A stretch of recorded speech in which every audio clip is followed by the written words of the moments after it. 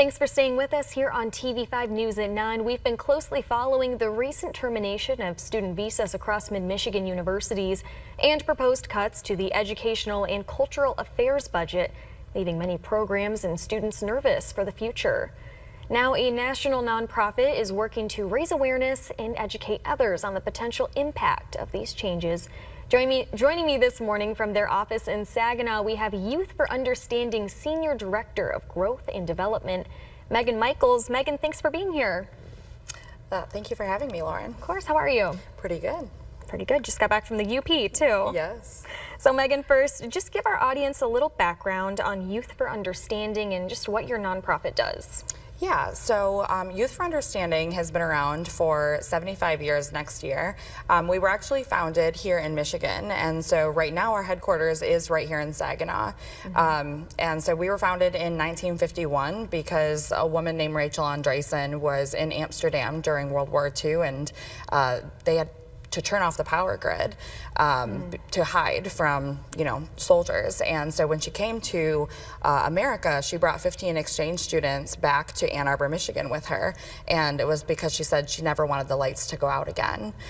So since then, we've done probably over 1 million exchanges across the world, but we started right here in Michigan. What an interesting little piece of history. Never knew that. And you've told me your industry is facing some challenges right now. Tell us, why is it so important now more than ever to host a foreign exchange student? Well, I would say that it's always been a strong part of our American culture to host exchange students. I think all of us remember interacting with them when we were in high school and at university. And I think that it's going to be more important now than ever because we need to just continue to create those cross-cultural bonds and to continue to make friends with people around the world and learn the different perspectives that they have to offer us. I mean, I remember when I was in high school making friends with so many different foreign exchange students, and it's so interesting learning about the different countries they come from and different cultures, different than ours. Absolutely. And what are some of the benefits of becoming a host family? Well, I am a host mom myself. This is my second student. He'll be going home in about 2 weeks. And I would have to say that a lot of our host families, they like the idea of learning about the different cultures without having to travel, but also it helps strengthen your family ties. So I have 2 sons of my own, and we've hosted 2 exchange students now, and they love it probably even more than I do most days. That's good. We have siblings now, all over the world, and it helps with communication, it helps with empathy, and it helps with cross-cultural understanding. As these kids grow up, it's hard to have biases over a country where your sister or brother lives. So your family's had a very positive experience. Yes. It sounds like, is it going to be hard to say goodbye pretty soon? Yes, it's like one of those bittersweet moments because we will definitely be crying in the airport. So I'm curious, the student you've been hosting, what has been some of their favorite things they've done while here in the U.S.?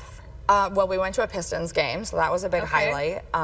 Ranch is always a very popular hit with the exchange students. They love ranch, and oddly enough, free refills are only here in the United States, so the kids love to come here, and when they find out that soda is free refills, they'll have like 7 or 8 sodas at dinner. Sodas? Megan, it's pop. You're here in Michigan. We call it pop. I lived down south for a little while. But. Well, excuse it. That's fine. That's so interesting, though. And without delving too deep into politics, of course, can we just touch briefly on the proposed budget cuts to the ECA?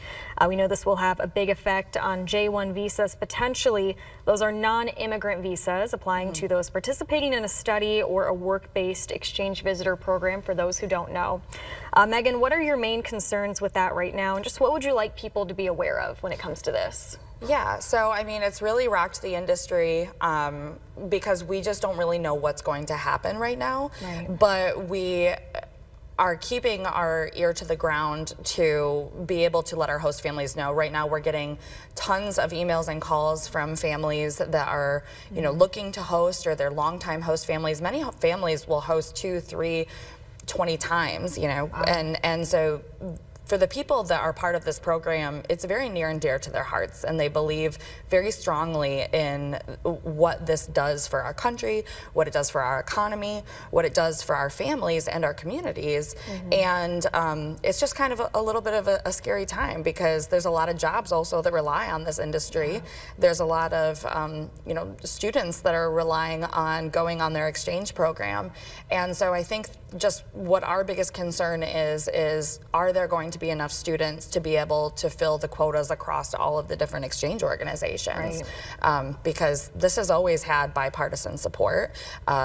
These students bring millions and billions of dollars into the U.S. economy every single year, and they're going home. So it's a very different visa than what we see on the immigration side. Well, anytime there's any uncertainty, it's always good to stay educated and know what's going on. So Megan, thank you so much for being here this morning.